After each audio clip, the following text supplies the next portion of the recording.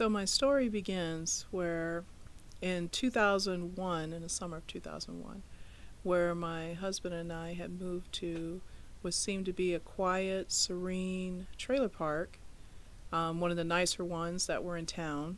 It had lots of families. There were about 40 mobile homes there in the trailer park. Everyone had little nice yards. We were quite fortunate and quite happy to move there. We had one of the first ones in the lot, so our yard was bigger than most, and we managed to plant ourselves a little garden, and we were really happy at first. Everything seemed okay. We were both making friends around in the trailer park. There are a lot of families, there are a lot of children, and most people seemed happy and serene. And we both worked retail at the time, so things were coming along smoothly. Then, after a couple of months of being around, there were several couples in the park that were trying to get pregnant. And after long conversations with the ladies, all meeting together and everything, we were just slowly but surely discovering that almost every woman who, whether she was trying to get pregnant or whether she was not trying to get pregnant, was ending up with miscarriages. At first, this didn't seem spooky at first, and then everybody suspected, of course, well, what if it's the water? What if it's, something where everybody's eating or what have you? But in retrospect, I think it was just the area that everybody was at. It wasn't too long after that we started noticing animals acting strangely, dogs howling at nothing, every couple was fighting. Everybody started fighting left and right. We were fighting. The other people that we knew were fighting. Everything was going to hell. Even worse than all of the despair that had happened or the heaviness that was feeling around in the trailer park, a lot of people started missing items. Things were coming up missing all the time. Neighbors started blaming neighbors, saying that people were stealing their things.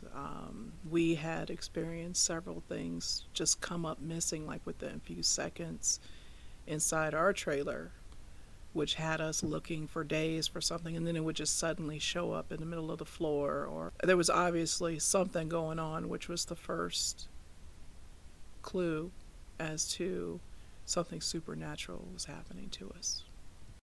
Over the next couple of weeks, I started experiencing things in our trailer. I was hearing sounds.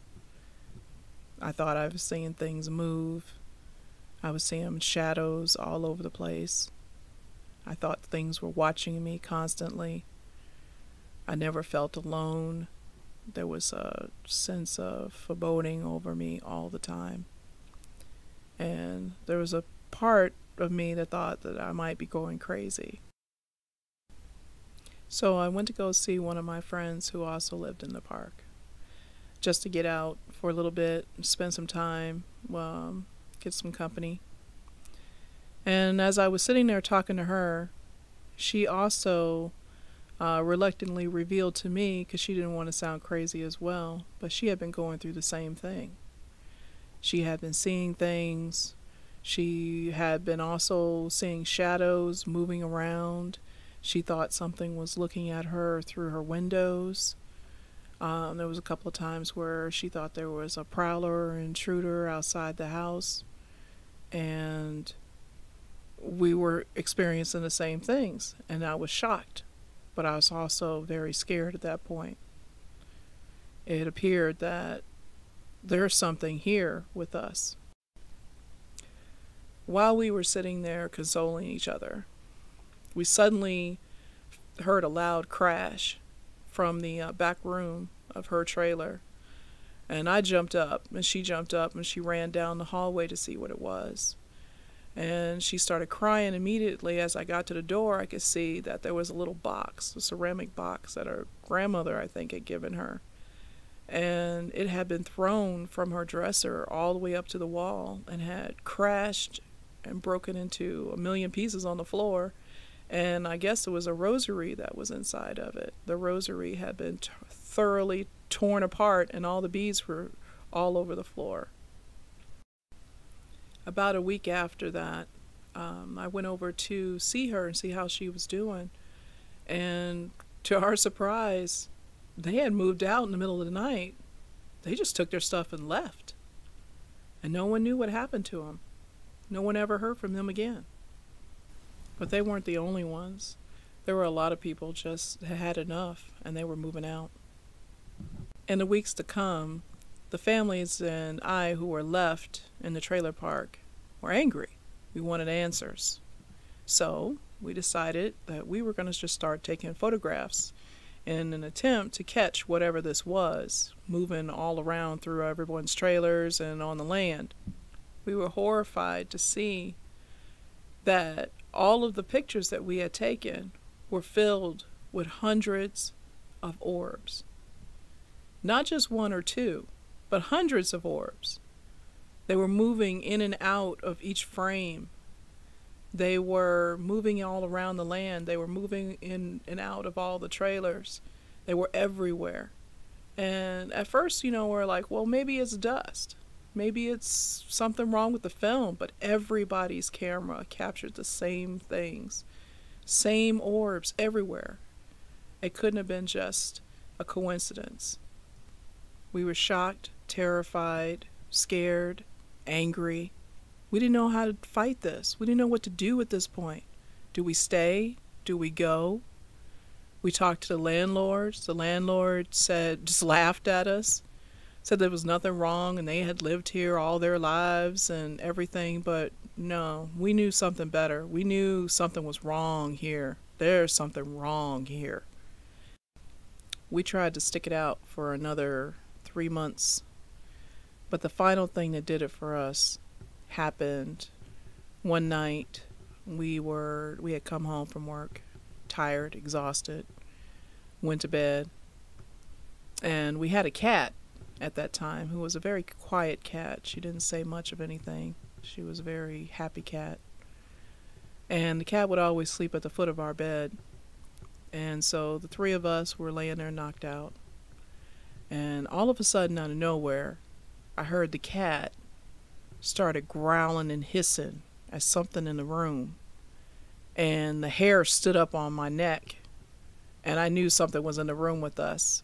And at that time, my husband jarred awake, and he could see this black mass coming down from the ceiling, coming down on us. And he immediately started trying to fight it and punch it and kick it. And the cat was screaming, and I was screaming, and he was screaming, trying to kill the thing. And then finally, it seemed to go away or descend up into the ceiling. And we were just laying there, just terrified about this thing that tried to attack us in our own bedroom. So we got up, checked everybody was okay, pulled ourselves together, and then he went to go and get a glass of water. And as he was walking down the hallway, he saw something in the hallway staring at him. So he takes off like a bolt of lightning down the hallway, yelling at it to get out. I hear a tussle or something, and then he comes back, and he had been scratched. His sides were bleeding, like something just tried to take a chunk out of him. And that was it. We were done at that point. It was time to go. Something just attacked us in our own house, and we were done. It's been many years since all that happened to us, and it still terrifies and horrifies us even today when we talk about it.